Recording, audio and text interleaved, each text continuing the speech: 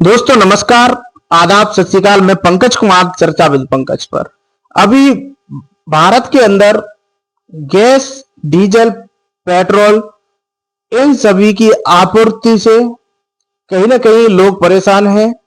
ऐसे में इन सभी मुद्दों पर बात करने के लिए हमारे साथ हैं योगेश कुमार जी। ये राजनीतिक विशेषज्ञ हैं और भारत की राजनीति के बारे में जानकारी भी रखते हैं।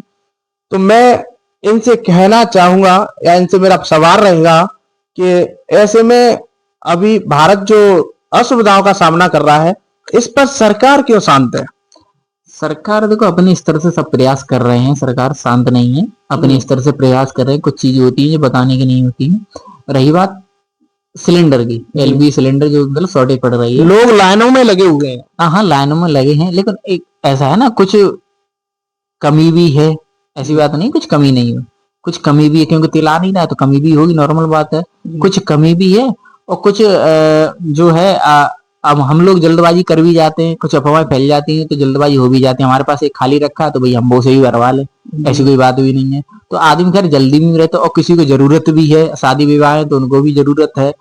ऐसे में सोशल मीडिया पर वीडियो वायरल हो रही है कि जिनके घर में शादियां हैं वो चूल्हा से, लकड़ी के चूल्हा से और गोबर के उपलों से शादियों में जो पकवान बनवाया जाता है उसे बना रहे हैं। तो क्योंकि उन्हें गैस की पूर्ति नहीं हो पा रही है, वह असुविधा का सामना कर रहे हैं, लाइनों में लगे हैं। लोगों को लाइनों में एक वीडियो न्यूज चल रहा था, वायरल चल रहा था कि एक लोग को अटैक भी पड़ चुका है। तो ऐसे में सरकार को ऐसा क्या हुआ कि 6 दिन के आंदोलन के, 6 दिन के युद्ध के बाद में जो इतनी जल्दी हमारे भारत के पास कोई स्टॉक नहीं था। स्टॉक होना चाहिए हमारे भारत के पास, मगर स्टॉक नहीं था। ऐसे में इतने कम समय में ही ये ईंधन सारा खत्म हो गया। तो ईंधन तो है, ऐसी बात नहीं है ईंधन नहीं हो, लेकिन ये है कि वही तेल कम आ रहा है तो थोड़ा प्रोडक्शन कम होगा। अब तेल भी आ रहा है थोड़ा बहुत तो फिर प्रोडक्शन बढ़ाना भी पड़ा उन्हें, ठीक है। अब प्रोडक्शन बढ़ाने के बाद जब इस पहले जहां 100 सिलेंडर डेली, जैसे मान लेते हैं कहीं किसी एजेंसी पे 100 सिलेंडर डेली भरे जाते हों, और वहीं दूसरे दिन या चौथे दिन जाकर के तुम्हारा ये हो जाए वहां 500 सिलेंडर वाली लाइन हो जाए, तो क्या होगा? लाइन तो लगेगी। लेकिन हाँ, ऐसी बात नहीं है कि लाइन लगने से आदमी परेशान नहीं है। आदमी परेशान भी है, शादी विवाह वाले ज्यादा परेशान है। कुछ की अपनी मजबूरियां हैं, कुछ लोग बाहर से छोड़ छोड़ कर भी आ रहे हैं क्योंकि वहां खाने को मिल नहीं रहा है। होटल वालों ने बंद कर रखे हैं, जब तक है तब तक वो खिला रहे हैं, अन्यथा किसी ने बंद कर रखे हैं। कांग्रेस की सरकार में डीजल का रेट लगभग 67 रुपया था। 67 रुपया डीजल का रेट था जब वो 2014 के आसपास। उससे पहले डीजल का रेट 58 था और पेट्रोल का रेट 69 था। मगर भारतीय जनता पार्टी की सरकार आई है तब से डीजल 87, 89 और मध्य प्रदेश में 108 रुपया लीटर तक पहुंच चुका है। ऐसे में आप क्या कहेंगे?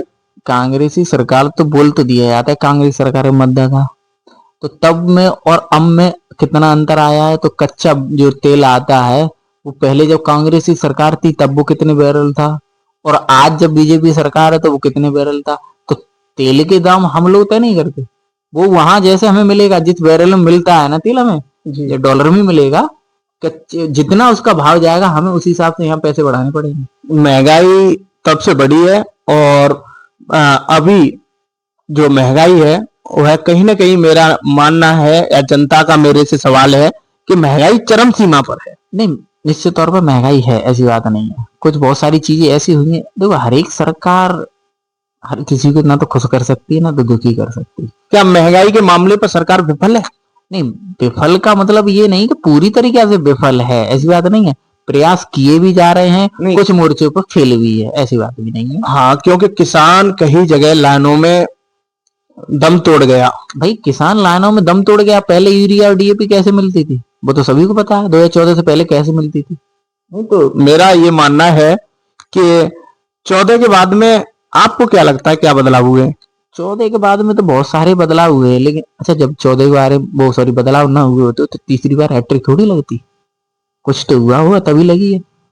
नहीं तो लोगों का मानना है कि ये ईवीएम का जो चक्कर था वो है कहीं ना कहीं कमाल कर गया। ना, अपने हिंदुस्तान का एक ऐसा मतदाता है वो इतना चतुर और अनुभवी है, जो जितने राजनेता है ना जी सबसे ज्यादा अनुभवी हिंदुस्तान का मतदाता ये।